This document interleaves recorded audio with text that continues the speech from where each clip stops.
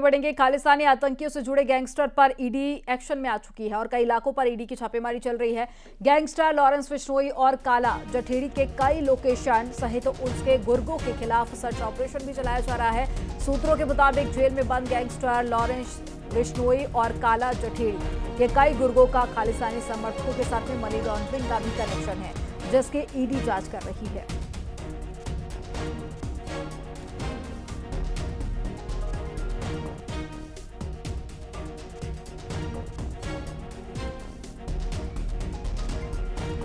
तो एक बड़ी खबर आपको बता रहे हैं। देखिए, कई ठिकानों पर ईडी सर्च ऑपरेशन चला रही है।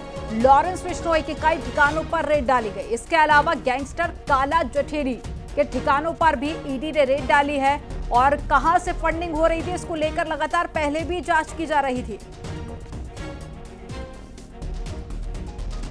आतंकी और गैंगस्टर के बीच में किस तरह से पिछले काफी सालों से एक आपस में कनेक्शन रहा, इस मामले में अब केंद्रीय जांच एजेंसी ईडी की भी एंट्री हो गई है, क्योंकि इस मामले में हरियाणा पुलिस के द्वारा कुछ एफआईआर जो है रजिस्टर्ड किया गया था। बाद में उसी केस को एनआईए के द्वारा टेक ओवर किया गया था और एनआईए के द्वारा इस मामले में तफ्तीश की जा रही थी कि किस तरह से खालिस्तानी आतंकी और गैंगस्टर के बीच में आपस में कनेक्शन है, किस तरह से पैसों का लेन देन है और किस तरह से अवैध तौर पर पैसों की वसूली की जाती है, हत्या करने की धमकी दी जाती है। तो इस मामले में जांच एजेंसी एनआईए की तफ्तीश चल रही थी, लेकिन साल 2023 में यानी कि इसी साल मार्च महीने में ईडी के द्वारा इस केस को टेक ओवर किया गया और मनी लॉन्ड्रिंग एक्ट के तहत जब इस मामले की तफ्तीश शुरू की गई तो पता चला कि इस मामले में काफ़ी जो कनेक्शन है वो कनेक्शन काफ़ी बड़ा कनेक्शन इसमें निकल के सामने आ रहा है और इस मामले में हरियाणा, पंजाब, राजस्थान, राजधानी दिल्ली से जुड़ा वही कनेक्शन निकल के सामने आ रहा है। लेकिन आज 13 लोकेशन पर सर्च ऑपरेशन को अंजाम दिया जा रहा है, जिसमें कि 13 जो लोकेशन है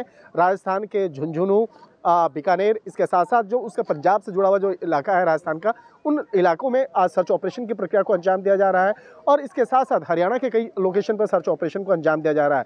और गैंगस्टर की अगर बात करें तो गैंगस्टर लॉरेंस बिश्नोई, काला जठेरी और इसका जो एक नेटवर्क है, उस नेटवर्क के द्वारा किस तरह से अवैध तौर पर वसूली की जाती थी और उस पैसे का कनेक्शन कहीं न कहीं खालिस्तानी आतंकियों के साथ में था।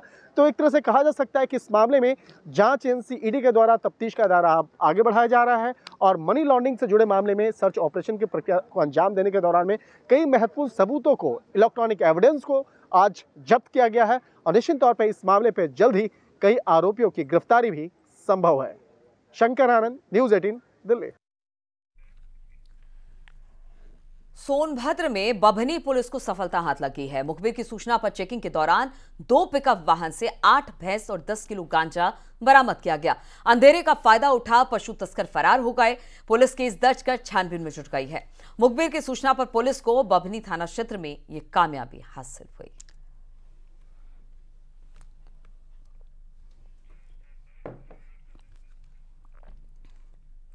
बागपत में पुलिस ने मुठभेड़ में 10,000 के नामी को पकड़ा है। बदमाश के पैर में गोली लगी है, लिहाजा पुलिस ने घायल को अस्पताल में भर्ती कराया।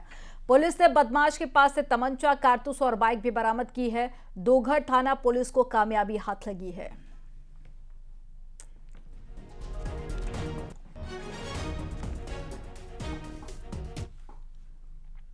और हरदोई में सराफा व्यापारी से लूटपाट की घटना को अंजाम दिया गया है, जिसका पुलिस ने खुलासा कर दिया। पुलिस ने 3 छात्रों को गिरफ्तार किया है। कब्जे से लूट की बाइक, जेवर, कैश बरामद कर लिए गए हैं। पुलिस के मुताबिक 6 नवंबर को सवाजपुर में हुई लूट की घटना में खुलासे के लिए 4 टीमों का गठन किया गया था।